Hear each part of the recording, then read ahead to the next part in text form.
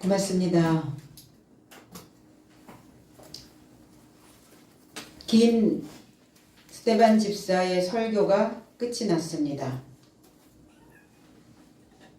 스테반 집사의 찌르는 그 말씀, 그들은 강팍한 마음으로 스테반을 쳤고, 스테반은 이 죄를 저들에게 세우지 말라고 주님 앞에 간청하며 잠들었습니다. 그리고 모두가 다 제갓길로 흩어졌고, 사도의 삶은 더더욱 하나가 되어진, 그래서 자신의 본분을 지키고자 하는 그러한 각오가 있었습니다.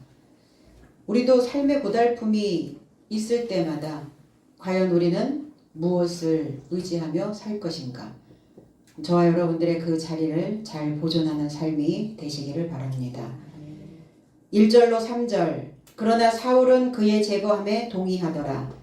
그래서 그날 안에 큰 핍박이 예루살렘 안에 교회에 접촉하여 발생하였다. 모든 삶이 유대와 사마리아 지역 삶으로 사도 삶이라도 불구하고 온통 흩어졌더라. 그러나 성실한 장정 삶이 스테파노스를 공동 옹구하고 그에게 접하여 큰 통곡을 하였다. 사울이 교회를 유린하더니 집 삶을 조차 쳐들어가서 장정 삶과 아내 삶을 끌어다가 옥에 이르게 넘겨주더라. 사울이라 초청된 청년의 발 곁에 표면적 유대인들, 자칭 신앙인들이라고 말하는 그들의 옷을 벗어두었고, 이제 그들은 종교 안에 있기는 한데 그들의 삶 속에서는 늘 사울이, 음부가, 지옥이 동행하고 있음을 우리는 직감하고 있습니다. 하나님을 알지 못하는 상태, 그래서 질문하고 요청하고 물어보는 하나님에 대하여 무지한 상태가 곧 사울이요 음부입니다. 이 사울, 이 음부는 어떤 곳이냐? 지하죠. 그래서 지하 세계라는 표현을 합니다. 죽은 자들이 모이는 곳, 죽은 삶이 있는 곳, 의식이 없는 자들이 모여있는 곳, 바로 지하의 은신처요 구덩이요 지옥이라고 말합니다. 무덤에 들어갈 때 우리는 옛 무덤들을 토굴에서 보면 그가 평소에 썼던 것들, 가지고 있었던 장신구, 그런 장신구들과 함께 매장을 합니다. 때로는 나와 함께 동거했던 자들을 산채로 매장했던 그런 역사적인 근거들이 있어요. 그래서 왕이나 뭐 이런 사람들이 제사장이나 그 신접한 자들이 죽었을 때 장신구, 그가 썼던 어떤 모든 것들, 그리고 그와 함께 동거했던 자들을 함께 무덤에 묻었던 매장지가 바로 무덤이었습니다. 자, 이 단어는 쇠울이라고 하는 단어, 빌리다 라는 뜻을 가지고 빌리다. 뭘 빌려올까? 그리고 묻다. 가는 길을 모르는 사람들이 묻는 거죠. 왜 우리는 하나님 안에 있다 하면서 내가 걸어가는 그 길이 어떻게 가고 있는지, 내 생각은 어떤 방향을 향하여 가고 있는지 왜 모를까? 그럼 몰라서 묻기라도 해야 되는데 묻지도 않는 거죠. 그러니까 묻지 않고 있으니까 그 상태에 계속 머물러 있는 거예요. 사울은 사울에서 머물러 있는 게 아니라 사울은 반드시 바울로 나와줘야 되는 겁니다. 그 묻고 또 물었어요. 요청했어요. 하나님을 요청했고 물었습니다. 과연 우리는 어떻게 신앙의 길을 하며 가야 되는지, 어떤 길을 선택해야 되는지, 내가 서 있어야 되는 곳은 어떤 것인지, 내가 내 자리를 지금 잘 보존하고 있는지, 혹여 내가 옛날에 쓰고 있었던 나의 옛 삶을 장식하고 있었던 그 장신구들을 나는 계속 빌려다 쓰고 있지는 않은지, 그리고 내 안에서 옛 사람들, 옛 생각, 과거의 습관, 오래된 낡은 그 동거인들과 함께 그 지하의 세계에 은신하고 있지는 아니한지, 그래서 내가 가지고 있는 그 옛 삶에 장식했던 장신구들을 우리는 주렁주렁 달고 다닌다는 거예요. 생각이 주렁주렁 달려있으니까 어때요? 그 달려있는 그 생각대로 인생의 길이, 인생의 방향이 정해지게 된다는 겁니다. 과연 우리는 무엇으로 내 삶을 장식할 것인가? 옛날에 살아왔던 그 사상의 동거인들의 그 방식을 오늘 우리는 빌려오면 안 될 줄 압니다. 그래서 늘 우리 마음속에 오락가락 하는 것이죠. 옛날에 내가 달고 다녔던 옛삶의 장신구들을 내가 계속 그 넋두리와 함께 그 변덕스러움과 함께 내가 계속 달고 있으니까. 결국은 이 사울이라고 하는 이 음부는 자기 자신을 죽이는 거예요. 스스로를 죽이는 일을 하면서 스스로 죽고 있다라는 것을 감지하지 못하고 있는 겁니다. 감각이 없는 거예요. 무감각하여 있는 그 상태를 사울이라고 말합니다. 우리 몸통에 작사를 꽂고 있으면서 깊숙이 박혀있는 그 달려있는 장신구, 그걸로 구덩이를 파고 있다는 거예요. 구덩이 안에 머물러 있다는 겁니다. 그 구덩이 속에. 우리의 생각이 언제쯤이면 창조적이 될까? 언제쯤이면 능숙한 신앙인으로 그리고 현명한 삶으로 하나님을 향한 묵상과 그리고 하나님에 대한 믿음에 대한 집중과 그것을 통해서 스스로 깨우치고 스스로 치유할 수 있는 그리고 자신감과 자신을 표현하는 이러한 능력들을 언제쯤 소유하게 될까? 그 어느 스승과 어느 부부가 이러한 제자가 이러한 자녀가 되어지기를 원하고 있지 않을까? 그럼 하나님을 믿는다는 건 추상적인 개념이 아니라 그냥 그림자만 드리워져 있는 그러한 신앙이 아니라 내 삶의 실체가 되어지고 내 삶의 무엇인가가 만들어져야 된다는 겁니다.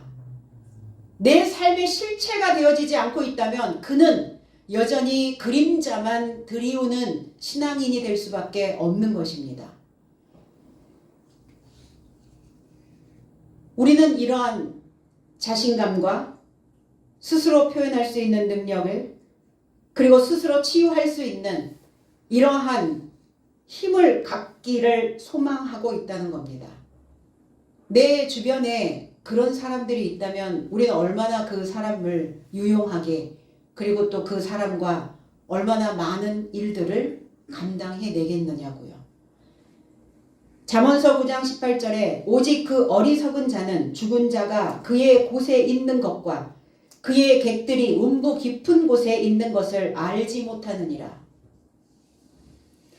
알지 못한다. 알아차리지 못한다. 분별하지 못하고 있다. 무엇을? 죽은 자가 있다라는 것을. 죽었다라고 하는 의미는 우리 가끔 이런 표현들 하죠. 맥이 빠졌다. 맥이 풀렸다. 그리고 헐거워지고 정신이 늘어지고 차차 마음이 약해지고 뭔가 줄어드는 뭐가 줄어들까요? 믿음이 줄어들겠죠. 하나님을 향한 사랑이 그리고 우리가 일상생활에서 느끼는 감사와 기쁨이 줄어드는 자, 죽은 자라는 겁니다. 그 죽은 생각이 그의 곳에 있는 것, 그의 이름 안에 그의 곳이라고 하는 이 샴이라고 하는 단어는 그 이름 안에 있다는 거예요. 그리스도인이라고 하는 이름을 우리가 계명했다면 이름을 바꿨다면 그 이름 안에는 생동감 있게 창조적인 삶이 있어야 되는 거예요. 그런데 그가 가지고 있는 그 이름은 옛 이름, 과거의 이름, 오래된 낡은 이름, 계명하지 않는 바뀌지 아니하는 그 삶, 그게 바로 죽은 이름이라는 겁니다. 그 죽음 이름이 음부 깊은 곳에 그 객들이 그 객 내가 늘 초청하는 겁니다. 손님으로 초청하고 있는 거예요. 무엇을? 음부를요. 그러니까 내 이름이 하나님의 이름과 하나 되어져서 내 이름이 빛이 나고 있는지, 아니면 내 이름은 날마다 옛 장신구와 그리고 내가 가지고 있었던 오래된 낡은 것들을 늘 소환해서 그거를 빌려서 내 삶에 주렁주렁 달고 다니고 있지는 아니한지, 그 깊은 곳에 있는 것을 너희들은 알아차리지 못하고 있다. 뭐가 올라오죠? 하루에도 수십 번, 수백 번, 수만 번, 5만 가지의 생각들이 올라옵니다. 그리고 5만 가지의 생각들이 나의 깊은 구덩이에서, 그 계곡에서, 구렁에서, 골짜기에서 올라올 때 그것이 살아있는 것인지 죽어있는 것인지를 분별하고 구별하고 알아차려야 된다는 겁니다. 아멘. 생각이 난다고 생각이 나는 대로 내놓으면 안 되죠. 생각이 났어 그러잖아요. 생각이 싹이 났단 말이에요. 그러면 싹이 난 그 생각은 나무가 되어지고 열매가 되어지고 열매가 되어지면 주렁주렁 매달고 다닌다는 겁니다. 그 무슨 열매가 내 삶에 매달려 있는가? 음부인가? 아니면 하늘의 삶인가? 그 골짜기가, 그 구덩이가, 깊은 계곡이 바로 음부입니다. 울퉁불퉁한, 구불구불한, 늘 울퉁불퉁한 생각, 평탄하지 않는, 평화롭지 않는. 그럼 평탄해지려면, 평화가 오려면 그 골짜기가 메워져야 되고, 울퉁불퉁한 길이 도두어져야 되고, 그 골짜기마다 하나님의 메시지가, 하나님의 소식이 들어가 줘야 되겠죠. 그러니까 늘 구불구불하고 울퉁불퉁하고 맨날 그 골짜기의 길을 따라서 어디로 갑니까? 공동묘지로 가는 거죠. 무덤으로 들어가는 자들이 되는 겁니다. 그럼 이런 상태로 우리가 하나님을 믿는다고 말할 수 있으며 하나님을 사랑한다고 말할 수 있겠는가? 음부의 상태, 사울의 상태에서는 하나님을 사랑할 수가 없어요. 사람들을 사랑할 수가 없습니다. 왜 사랑하지 못하고 있는지 알아차려야, 그래야 음부가, 그 스올이, 요나를 삼켰던 그 음부가 요나를 토해내듯이 저와 여러분들의 삶을 토해낼 수 있다는 겁니다. 그러니까 알아차리는 게 중요해요. 분별하는 게 중요합니다. 누구의 탓이 아니에요. 누구 때문이 아닙니다. 혹여 그 사람이 나에게 원인 제공을 했다 할지라도 우리가 굳이 왜 음부의 생각을 내 삶의 장신구로 매달고 있느냐는 거예요. 떼어버리면 되는데. 떼어내지 못하는 것은 무엇의 문제인가? 손의 문제예요. 법의 문제입니다.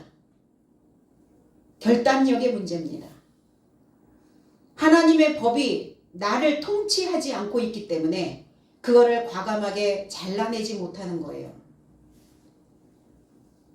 그래서 음부와 멸망은 자족하지 못하고 만족하지 못하고 내 안에 진리의 샘은 가득 채워지지 않는다는 겁니다.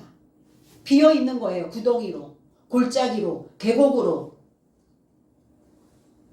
충만해야, 가득 채워져야 구덩이에서 나올 수가 있어요. 뭐가 충만해야 될까요?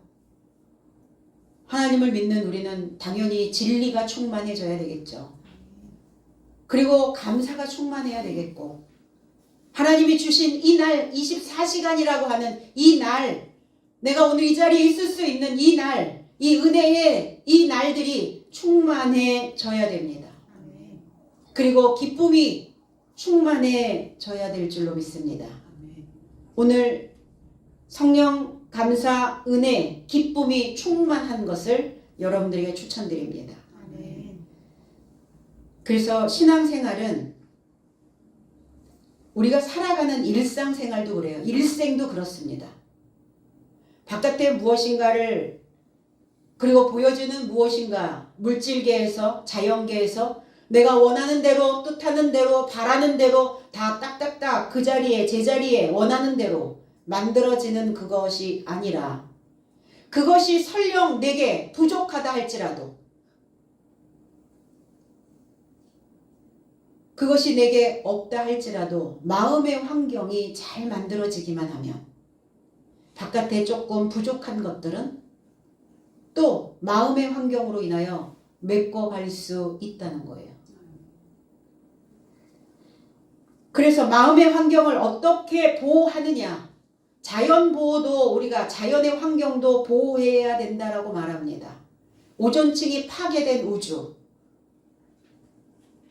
자연이 훼손된, 환경이 훼손된, 오염된 이 자연계에서도 인간은 살아갈 수 없지만 가장 무서운 환경의 파괴는 마음의 환경의 파괴예요. 정신 환경의 파괴가 가장 사람을 멸망으로 이끌어 간다는 겁니다. 그래서 어떻게 내 마음의 환경을 보호하느냐에 따라서 나의 운명도 그렇지만 다음 세대에 물려줄 그 세대의 운명도 달려 있다는 겁니다. 저와 여러분들의 삶이 마음의 환경을 건강하고 하나님의 진리로, 은혜로, 감사로, 기쁨으로 가득 채워서 그 마음의 환경을 잘 조성해 줬을 때, 이 잘 조성된 이 환경이 그 다음 세대에, 우리의 자녀의 세대에, 우리의 제자의 세대에 물려져 갈 수 있다는 겁니다. 그래서 사람들은 가족력을 상당히 예민하게 받아들이죠. 성인병의 원인, 가족력. 그래서 가족력이 있는 사람과 없는 사람의 차이점. 그래서 가족력이 있는 사람은 15% 이상의 이미 그 발병률을 가지고 있다라고 이렇게 봅니다. 그래서 저와 여러분들이 이 마음의 환경을 잘 조성하셔서 내 자녀들에게, 제자들에게 이 환경을 물려줄 때는 건강한 환경을 물려줄 수 있어야 된다는 겁니다. 그래서 내가 사는 방식, 내가 믿는 방식, 내가 살아가는 삶의 기술, 그 방법들을 가르쳐서 전달해 주는 겁니다. 미련한 자는, 어리석은 자는, 음부에 있는 자는, 그럼 음부에 있다면 그 음부의 껍질을 벗고 나와야 되잖아요. 지옥의 껍질을 벗고 나오셔야 되잖아요. 그런데 무지한 자는, 어두운 자는, 깨닫지 못하고 있는 자는 곡물과 함께 절구 공의로 그거를 찧어도 그 음부는, 그 미련함은 벗어지지 않는다고요. 벗겨지지 않습니다. 절구 공의가 뭐 하는 겁니까? 높이 들어서 힘껏 내리치는 거죠. 근데 곡물의 껍질은 다 벗겨지는데 음부의 껍질은 얼마나 찰싹 붙어 있는지 안 벗겨지는 거예요. 그러니까 붙어 있다가 또 반복, 또 붙어 있다가 또 반복. 아, 내가 지금 또 되돌아갔구나. 직감하셔야죠. 왜 그걸 반복하는 줄 아세요? 말을 반복해서 하기 때문에 그래요. 같은 말을 또 어느 시점이 되면 또 하고 있는 자신들을 발견해 내셔야 합니다. 아, 내가 지금 또 그 말을 반복하고 있구나.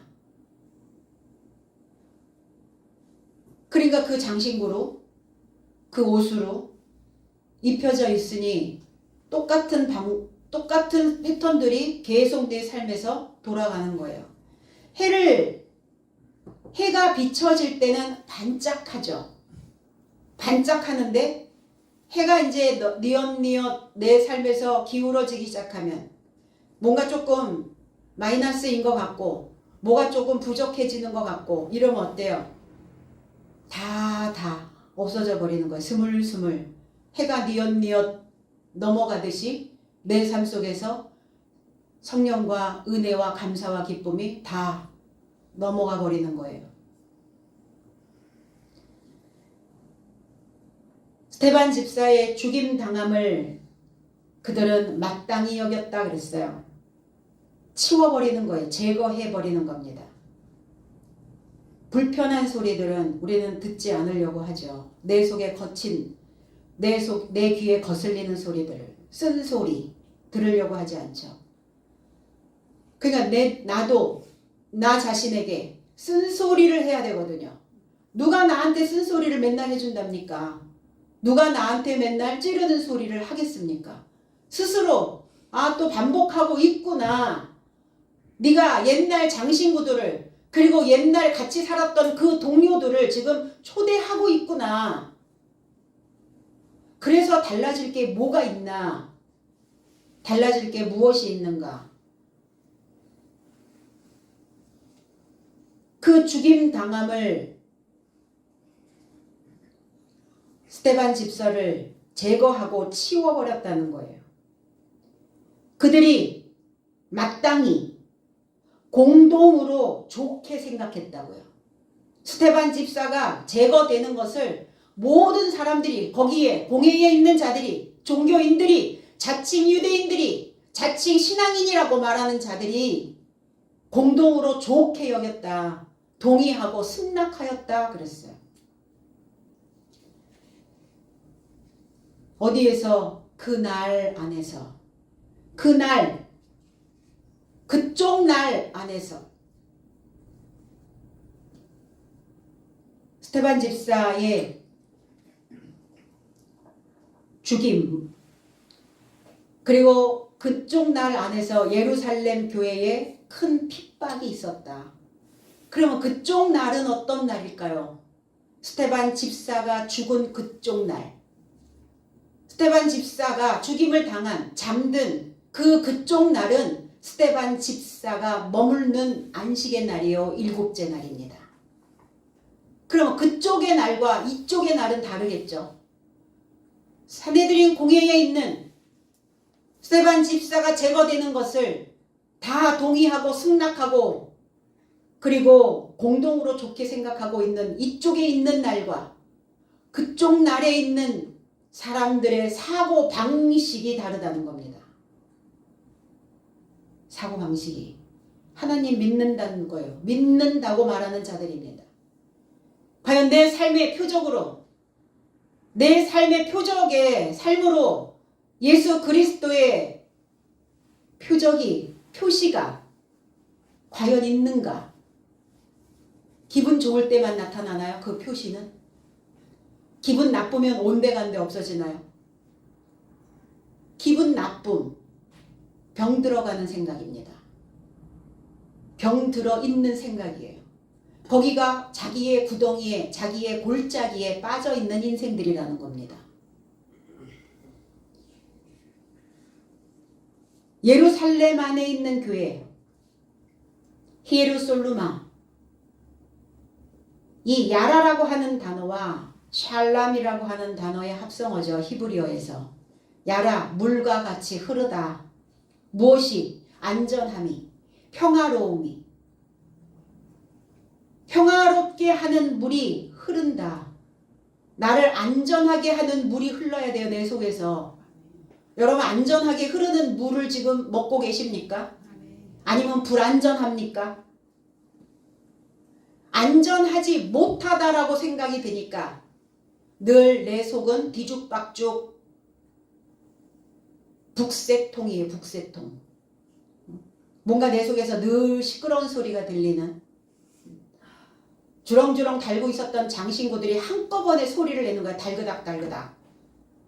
무엇인가 행동할 때마다, 말할 때마다 그 소리들이 막 덜렁거리면서 소리가 나는 거죠. 평화롭게 하는 물이, 평화의 가르침이 흘러가야 해요.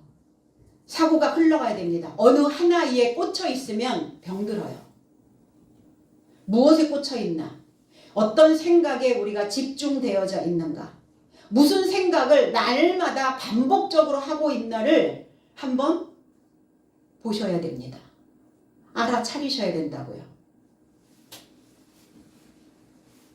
그래서 예루살렘, 히에루솔루마, 여성입니다. 여성교회. 그리고 여성이라는 것은 뭡니까? 뭔가를 받아들여야 된다는 거예요. 받아들여야 되는. 지금 내 환경은 조금 힘들고 불편하고 어렵고 고난스럽고 수고스러워도 피곤해도 그러나 내 안에 있는 그 진리가 성령의 은혜가 감사가 기쁨이 충만한 것을 받아들여야 돼요. 그 물이 흘러가야 된다는 겁니다. 그래야 우리는 하나님께 보답하는 삶으로 회복되어질 수 있어요. 여기가 바로 예루살렘입니다. 저와 여러분들이 되어야 하는 예루살렘. 새 예루살렘. 음부에서 벗어나려면, 지옥에서 벗어나려면 나를 안전하게, 나를 평화롭게 하는 그 물로 오신 그리스도의 말씀으로 우리는 번창해야 된다는 겁니다. 과연 이 지혜로 번창하고 있는가? 아니면 나의 속성들이 여전히 나를 불안전하게 만들고 있는가? 교회는 어떤 곳이냐? 불러내는 곳입니다. 에크 플러스 칼레오라는 단어. 에크라고 하는 단어는 뭐뭐로부터, 칼레오는 누구누구의 이름이 불리우다. 교회로, 교회에서, 교회에 나의 이름이 불려져야 된다는 겁니다. 내 이름이 교회에 기록되어져 있어야 된다는 거예요. 그런데 교회에 뿌리를 내리지 못하는 자들은 교회에서 이름을 부를 수가 없어요. 뭐뭐로부터 그 이름을 불러내는 겁니다. 그럼 무엇으로부터 불러내겠어요? 음부로부터 불러내는 겁니다. 지옥으로부터 불러내는 곳. 지옥으로부터 불러내서 그 이름을 주는 곳이 교회입니다. 이름이 있다라는 것은 살아있는 자의 모습이에요. 이름이 주어졌다라는 것은 유명한 자의 모습입니다. 이름이 없이 산다는 것은 족보에 올라갈 수 없는 자예요. 하나님 나라의 백성이 될 수 없는 것입니다. 그래서 내 이름이 불려지기를, 만약에 내 이름이 교회에서 불러주지 않고 있다면 그는 내가 어디에서 살고 있는지조차, 그는 생지옥에서 살고 있으면서도 무엇이 내 인생에서 가장 중요한 것인지 모르는, 자기 안에서 썩은 곰팡이가 계속 피어나고 있는데도 그거를 감지하지 못하는, 교회에 와서 내 이름이 기록되어지고 내 이름을 불러주는 성도들이 있다는 것은 내 안에 새로운 물들이 들어가는 것과 같아요. 아무도 그 이름을 불러주지 않는다. 그러면 살아있으나 죽은 자의 모습이라는 겁니다. 교회는 그래서 우리의 영적인 고향이기도 해요. 마음의 고향 이렇게 표현을 하죠. 마음 둘 곳이 없을 때 교회에 오는 거예요. 그래서 나와 짝지어진 교회가 있죠. 요셉처럼 그 뼈를, 해골을 묻을 수 있는 그 교회가 있어야 된다는 겁니다.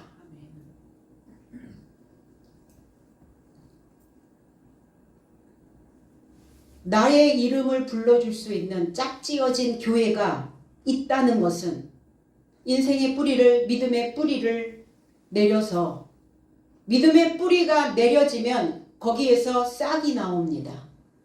그래서 새로운 새싹의 옷을 입고 그 지혜와 현명함의 우아함의 삶으로 가게 되는 거예요. 그래서 그 삶을 통째로 유산으로 남겨지는 거죠.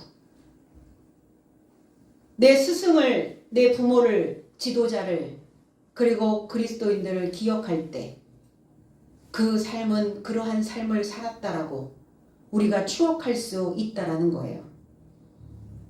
그래서 우리에게 주어진 그 삶의 길을 아름답게 만들어가는 겁니다. 이 예루살렘 교회 안에, 그러면 저와 여러분들이 예루살렘이라면 하나님의 평화의 물이 흘러가고 있는 예루살렘, 그 교회에, 그리고 음부로부터 불러낸 그 이름이 기록되어져야 되는 그 교회 안에 핍박을 받지 않으면 어떤 상황이 벌어질까? 사람들은 그래서 그 생각이 고난이 왔을 때 오히려 탄탄하게 쫀쫀하게 그 세포의 조직들이 연결망이 탄탄해진다는 겁니다. 늘 따뜻하고 늘 풍요롭고 부족함이 없는 그런 세상에서 살고 있는 그 세포들은 늘어질 대로 늘어져 있게 되는 거예요.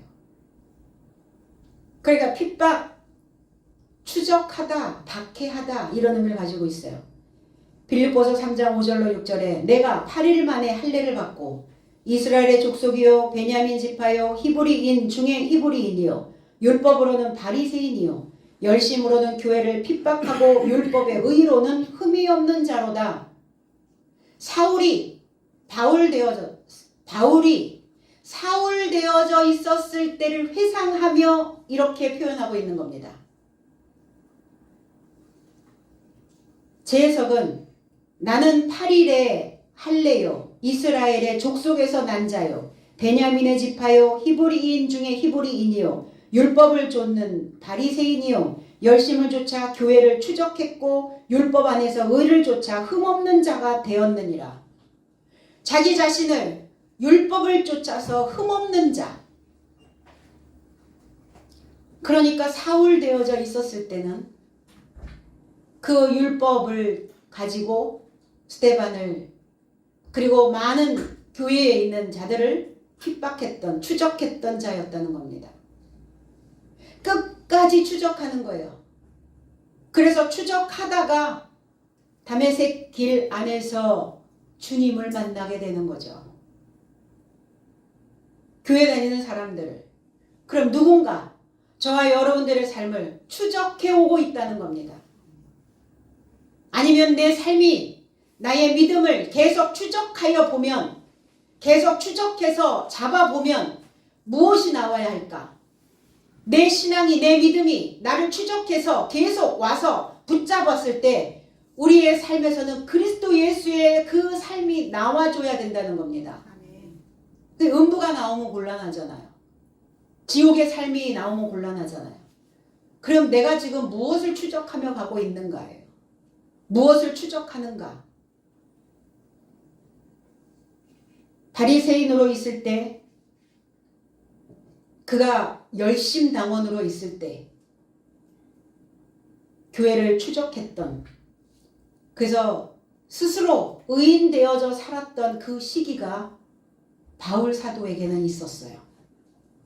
그런데 열심히 했고 추적했고 그랬음에도 불구하고 그의 목숨은 구원하지 못했음을 설명하고 있는 거예요. 내가 그렇게 교회 열심히 다니고 있었는데 나는 구원하지 못했다라는 것을 이야기하고 있는 겁니다.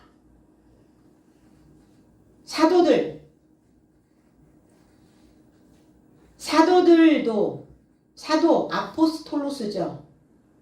분리하여 설치하다, 분리하여 세우다, 이런 의미예요. 떼어서 따로 놓다, 이게 사도의 의미거든요.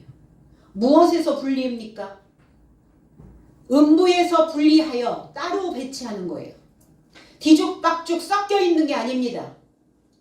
분리해야 돼요. 내 생각 안에서, 내 바탕 안에서, 우리의 사고 안에서 분리해야 될 것들이 무엇이 있는가?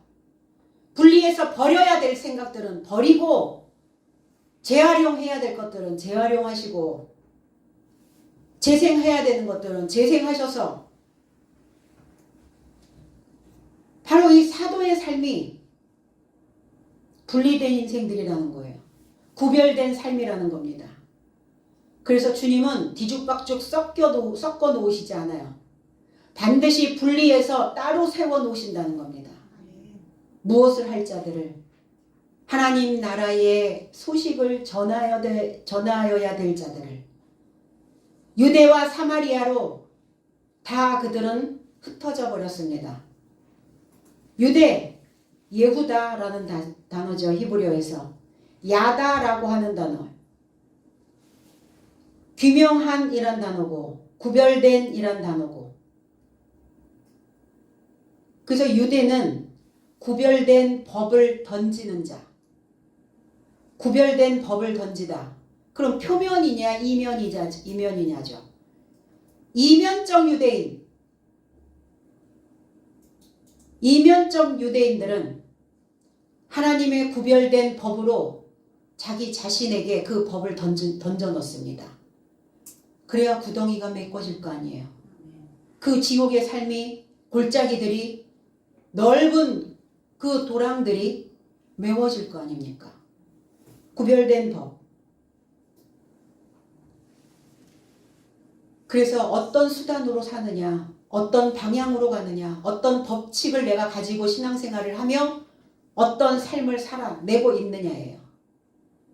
법도 없고 방향도 없고 그저 내가 알고 있는 얄팍한 그 삶의 방식으로 수단으로 살고 있다면 메꿔지지 않죠. 그리고 구별된 법이 내 삶에 던져지지 않습니다. 사마리아, 쇼므론이란 단어죠. 히브리어로 넘어가면 울타리 치다, 망대, 보존하다, 침전, 앙금 이런 뜻을 가지고 있어요. 사마리아, 무엇이 내 안에 침전되어져 있는가? 내 안에 무엇인가 앙금으로 가라앉아 있는가? 그래서 침전되어져 있는 것이 무엇인지를 확인하게 하려고 우리가 살아가는 일상생활에서 우리를 쿡 이렇게 건드려 보신다는 거예요. 무엇이든 건드리셔요. 사람으로 건드리든 건강으로 건드리든 돈으로 건드리든 물질로 건드리든 어떤 것이든 건드려져요. 건드려졌을 때 내 안에 침전물을 확인하게 되는 거죠. 그래서 확인하며 가는 거예요. 인생은. 몰랐습니다. 하나님 앞에 가서. 내 안에 무엇이 침전되어져 있는지 몰랐습니다. 변명할 수가 없다는 거예요. 그러니까 살아있을 때, 너희들이 살아있을 때 스스로 무엇이 가라앉아 있는지, 무엇을 너희 삶에서 보존하고 붙잡고 있는지를 보라는 거죠.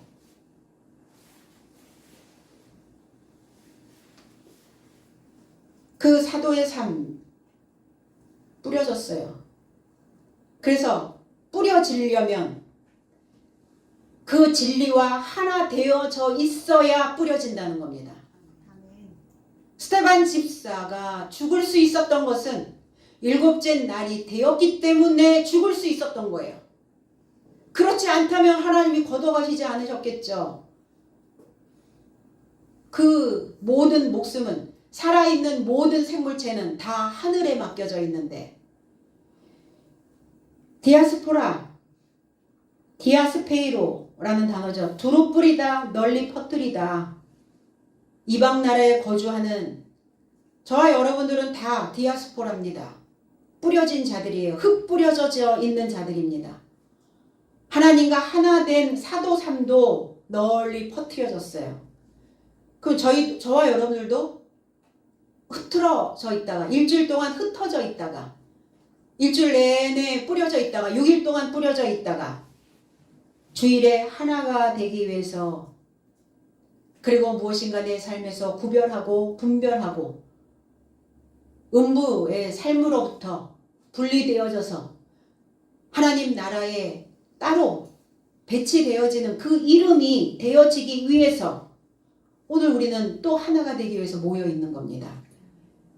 그래서 오늘 나의 삶을 정비하고 내 속에 보존되어 있는 보존물이 무엇인지 확인하고, 하나님의 것이 보존되어져 있고 하나님의 것이 침전되어져 있다면 그것은 내가 붙잡아야 되겠죠. 그러나 음부로, 지옥으로, 그 골짜기로, 어두움으로, 무지로 침전되어져 만들어져 있다면 우리는 다시 오늘 하나님의 진리가, 하나님의 말씀이 부어져야 될 줄로 믿습니다. 경건한 자들, 누가 경건한 자들입니까? 경건한 사람들이 스데반을 장사하고 그랬어요. 경건한 자들이. 율라베스라고 하는 단어인데, 유라고 하는 좋은이라고 하는 단어와 람바노라는 단어, 취하다. 좋은 것을 취하는 자. 그 좋은 것을 취하려면 용이 주도해야 된다는 거예요. 쓸 용, 뜻의, 두루주, 이름도.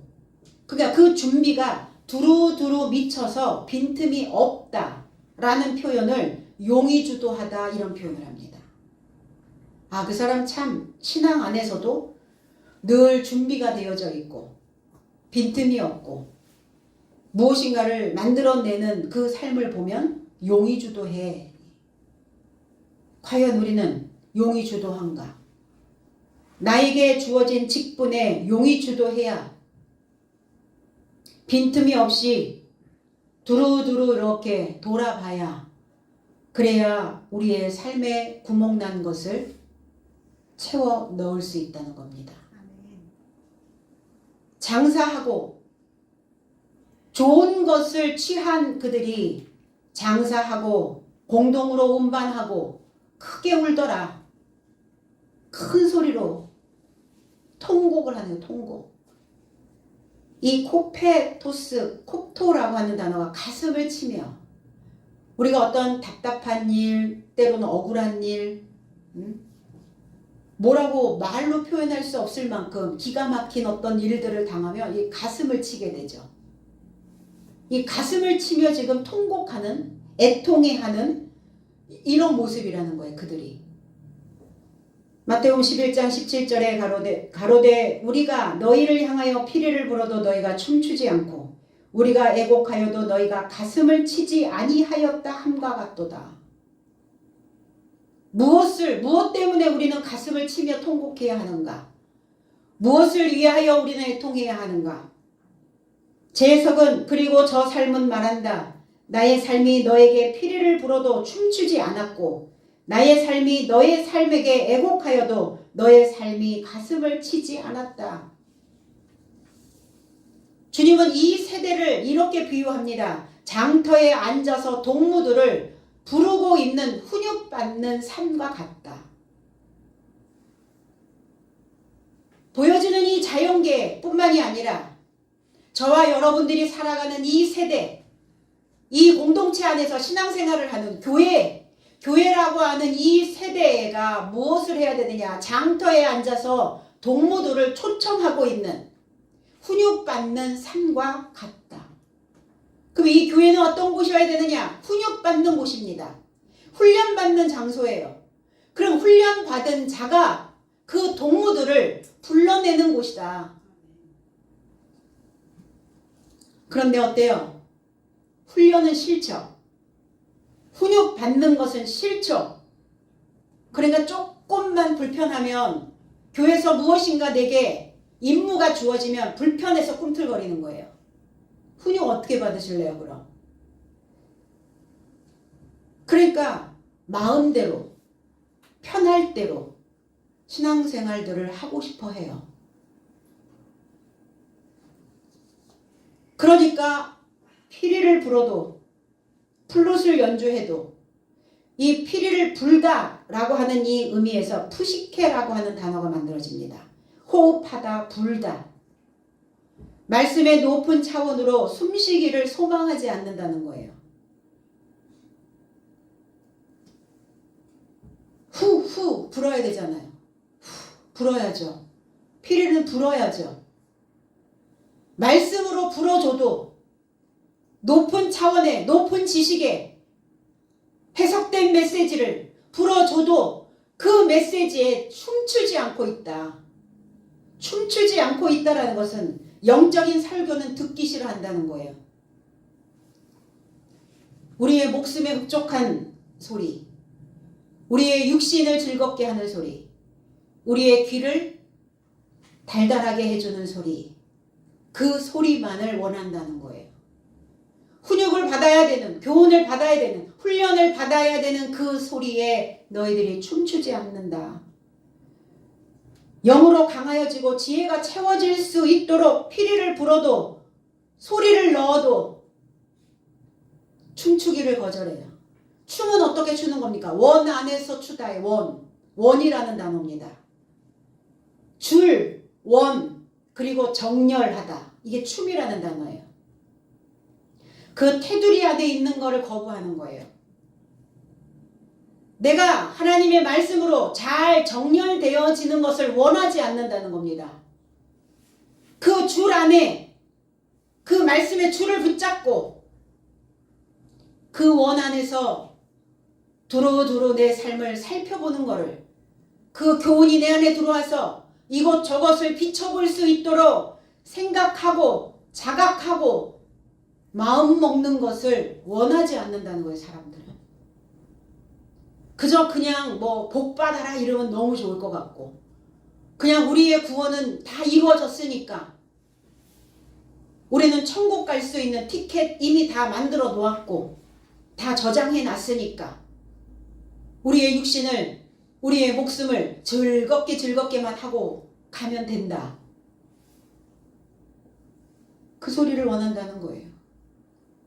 내가 정렬되어져서 하나님의 법의 원 안에, 원칙 안에 있기를 거절한다는 겁니다. 그 원칙을 이야기하면 싫은 거예요. 지멋대로 풀려져서 살아왔기 때문에. 구덩입니다. 음보입니다. 사울이에요. 그래서 원 안에서 그 줄로 매어서 그래서 훈육받아야 되는 겁니다. 지혜의 줄을 잡지 않고 원 밖으로 튕겨져 나가버린다는 거예요.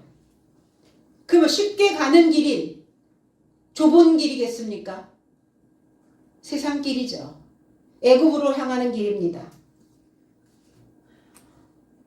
하나님의 메시지가 들어올 때 여러분들에게는 무엇이 은혜가 됩니까? 무엇이 은혜가 되나요? 그냥 달달한? 그래서 교훈 없이, 훈련받는 메시지 없이 그냥 좋은 게 좋은 거라고, 잘하고 있다고, 지금처럼만 해도 괜찮다라고, 이게 은혜의 메시지이던가요? 그러면 가슴을 칠 일은 없죠. 아버지, 내가 오늘 말씀을 통해서 내 모습을 조명해 보니까 내 속이 비어 있습니다. 내 속이 구덩입니다. 내가 음부입니다. 하나님에 대하여 믿는다고는 했는데 입으로만 믿었고 우리의 영으로 믿지 못했습니다. 신앙생활 안에서 나를 흡족하게 하는 소리만을 원했지 그 쓴소리 다 뱉어냈습니다.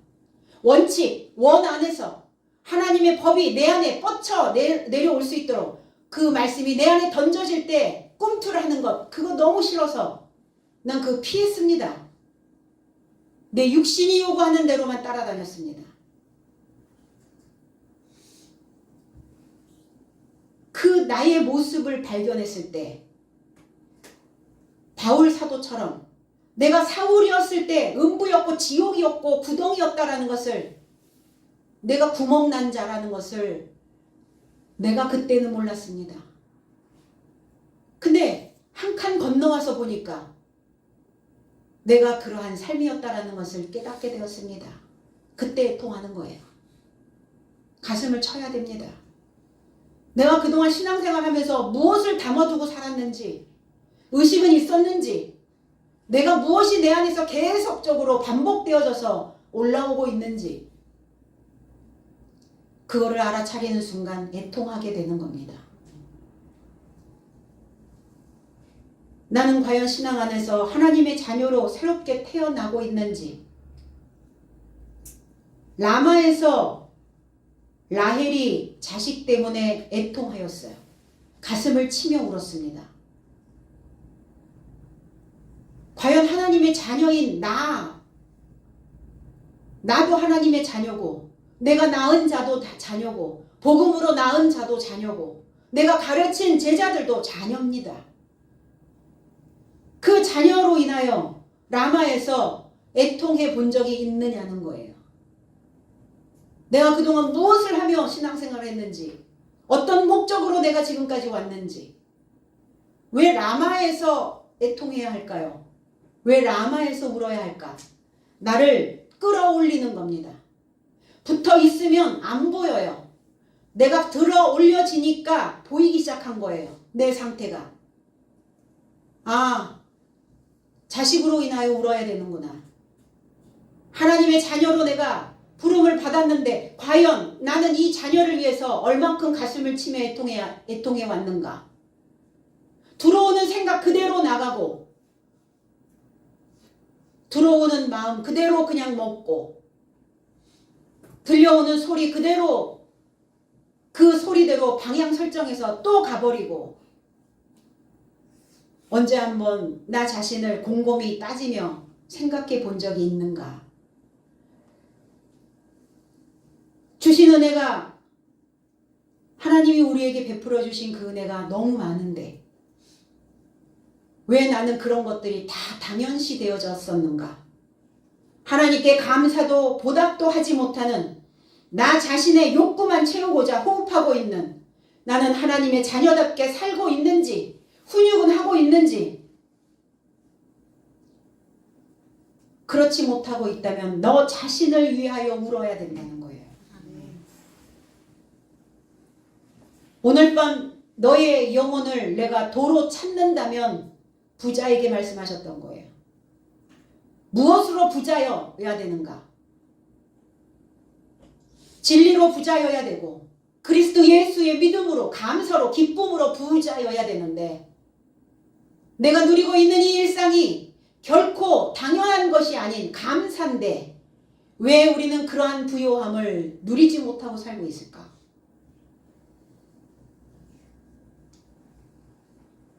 오늘 너의 목숨을 내놓으라 하시면, 아버지, 나는 이 땅을 살아가면서 나는 내 자신을 돌아보며 나를 훈육하며, 그리고 나 자신의, 내가 이 세상에, 그리고 내가 주렁주렁 달고 있는 옛 삶에 그것이 떨어지지 않아서, 내 구멍이 메꿔지지 않아서 내가 가슴을 치며 애통하며 울며 신앙생활을 하고 울며 씨를 뿌렸고, 그래서 나는 이 땅이 한도 미련도 아무것도 없어요. 그저 나는 말씀이 내게 표본이 되어서 하나님의 법의 원 안에서 춤추며, 그리고 나를 들어 올리셨을 때, 끌어올리셨을 때 그 빈 공간에 하나님의 말씀으로 채워서 잘 살았다고, 여행 잘 갔다 왔노라고 우리 아버지 앞에 당당하게 말할 수 있을까? 내 자녀들에게도 나처럼 살면 돼, 나처럼 믿으면 돼, 어떤 삶의 난관이 부딪혀도 하나님이 주시는 그 지혜로 아빠처럼, 엄마처럼, 스승처럼 살면 돼 라고 자신 있게 말할 수 있겠는가?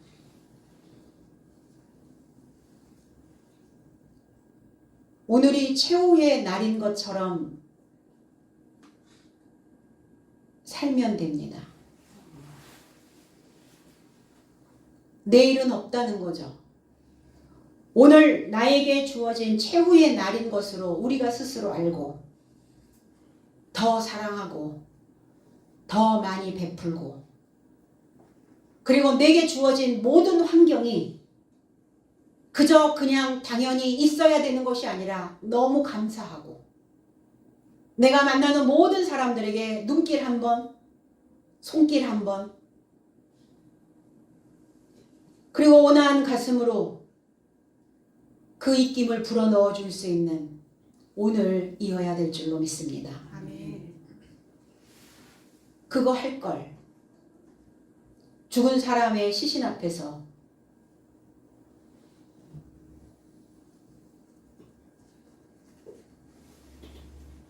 후회하지 말고 미련 남기지 마시고 그리고 나 자신에게도 그 따뜻한 온화한 자신 있는 그 말씀으로 메우시고 내 주변에 있는 사람들에게도 따뜻한 손길로 포근한 마음으로 감싸 안아주시고 그랬을 때 일상에서 넘어오는 그 모든 우리의 삶이 우리의 신앙과 하나 되어져서 일치되어졌으니까 높낮이가 없잖아요.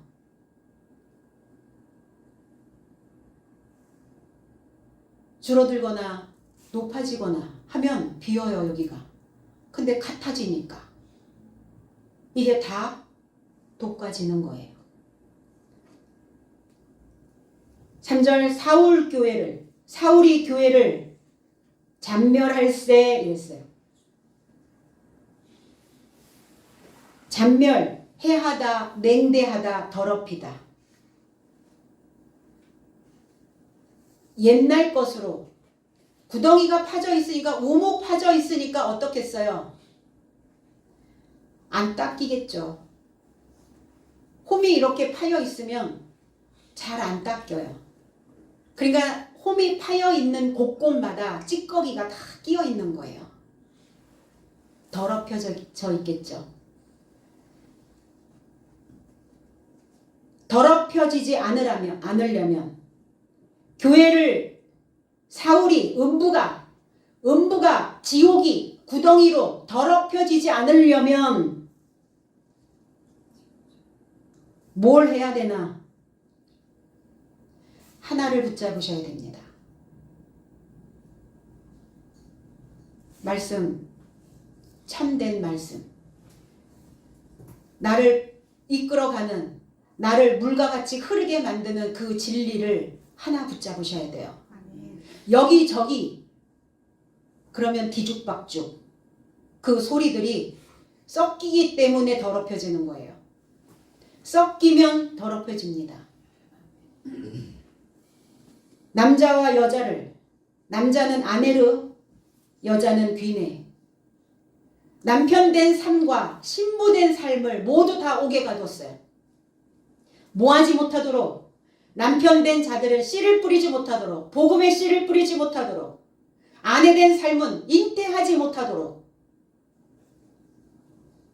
예수 그리스도를 믿는 자들의 씨를 말리고 잉태치 못하도록, 그래서 남자와 여자를 고립시켜 버렸다고요. 고립. 넘기니라 파라디도미라는 단어예요. 그들을 가둬버렸어요. 듣지 못하도록, 복음의 소리를 듣지 못하도록. 부끄러운 욕심에 나 자신을 도매금으로 넘겨주는 일이 없이 무엇에 차고 내가 넘겨주고 있는가. 이 넘겨줬다라는 것은 거기에 항복했다는 거예요. 그리고 하나님을 배신했다는 겁니다.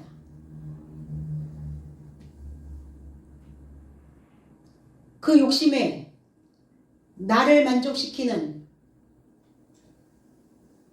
그 애굽에 나를 도매금으로 넘겨주는 일이 없도록 우리가 그동안 배운 교훈으로 나를 잘 동여매시고 교회는 다니는데 언행이 예수 그리스도와 먼 거리에 있다면 그는 바로 사단에게 항복한 자요, 음부에게 항복한 자요. 졌단 말이에요. 패배자란 말이에요. 하나님을 배신한 자가 된다는 겁니다. 사울이 나를 해하지 않도록 음부가 지옥이 나를 더럽히지 않도록 우리는 기쁜 소식으로 저와 여러분들의 구멍난 그 구멍들을 다 메꾸시고 그리고 사도로 따로 배치되어져서 우리는 구별된 사람이다라는 거. 세상 사람들과 뒤죽박죽 섞여서 살아가야 되는 사람들이 아니다라는 거. 꼭 명심하시고 하나의 그 참된 말씀을 여러분들이 붙잡으실 때 우리 모두가 다 하나님의 복음이 우리의 삶을 메꿔주시는 귀한 인생길이 될 줄로 믿습니다. 그 사도로 오늘 다 거듭나시기를 나사렛 예수 그리스도의 이름 안에서 축복드립니다. 기도하겠습니다.